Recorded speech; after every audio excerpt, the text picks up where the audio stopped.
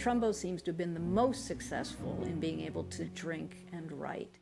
My dear son, I am sending you 2 books I think appropriate for a young man spending 5/7 of his time in the monkish precincts of John Jay Hall.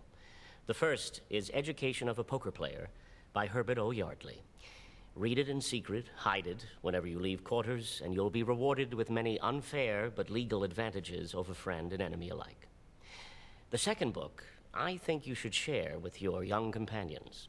It is Sex Without Guilt, by a man who will take his place in history as the greatest humanitarian since Mahatma Gandhi, Albert Ellis, Ph.D.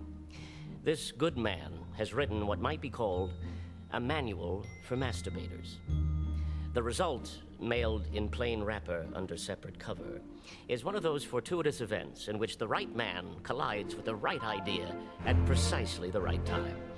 This whole new approach, this fresh wind blowing under the sheets, so to speak, this large-hearted appeal for cheerful self-pollution, invokes perhaps a deeper response in my heart than in most, for I, sneaky, timorous, incontinent little beast with my Paphian obsessions, was never wholesomely at home with my penile problem, all because of that maggoty, mountainous pustule of needless guilt that throbbed like an abscess in my young boy's heart. This is an exercise of language and style. He's just read Nabokov. He's playing with it. He's entertaining me. He's entertaining himself. On warm summer nights, while exuberant girl-hunting contemporaries scampered in and out of the brush beneath high western stars, I, dedicated fool, lay swooning in my bed with no companion save the lewd and smirking demons of my bottomless guilt. First thing I did was start laughing, and the second thing I did was get a dictionary. Cowering there in seminal darkness, liquescent with self-loathing, attentive only to the stealthy rise and crafty ebbing of my dark scrotumnal blood, fearful as a lechwe, yet firmer of purpose than any rotting buffalo, I celebrated the rights of Shua's son with sullen resignation. Poor little chap on a summer's night, morosely masturbating. Even now, more than 3 decades later, even now, when I forget a friend's name, or mislay my spectacles, or pause in mid-sentence idiocy, even now, such lapses set a clammy chill upon my heart. It's then, while panic tightens my sagging throat, that I whisper to myself, it's true after all, it does make you crazy. It does cause the brain to soften. Why? Oh, why did I like it so much? Why didn't I stop while I was still ahead of the game? Ah, well, little good to know it now. The harm's done, the jig's up, you're thoroughly rattled. Better you'd been born with handless stumps. I recall a certain chill winter night on which my father took me to one of those Calvinist fertility rites disguised as a father and son banquet.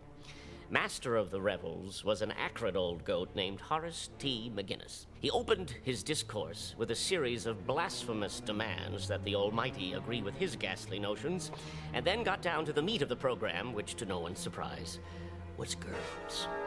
When you go out with a young lady, he slavered, you go out with your own sister.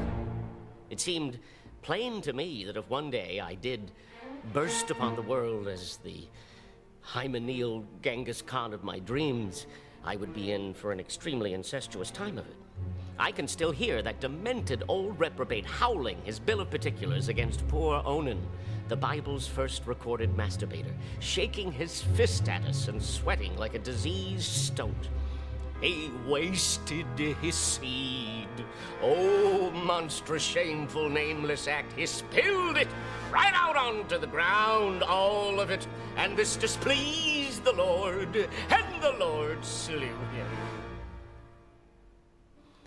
Yet, the more I think on it, the more positive I become that you will never truly be able to comprehend in all its horror that interminably sustained convulsion which was your father's youth. It's only reasonable that this should be so, since you had so many advantages that were denied to me. To name but 3 of them, a private room, a masturbating father, and Albert Ellis, Ph.D. I carried the ball for all of us, and carried it farther than anyone had a right to expect. I was the Prometheus of my secret tribe, a penile virtuoso, a gonadic prodigy, a spermatiferous thunderbolt. In fine, a masturbator's masturbator.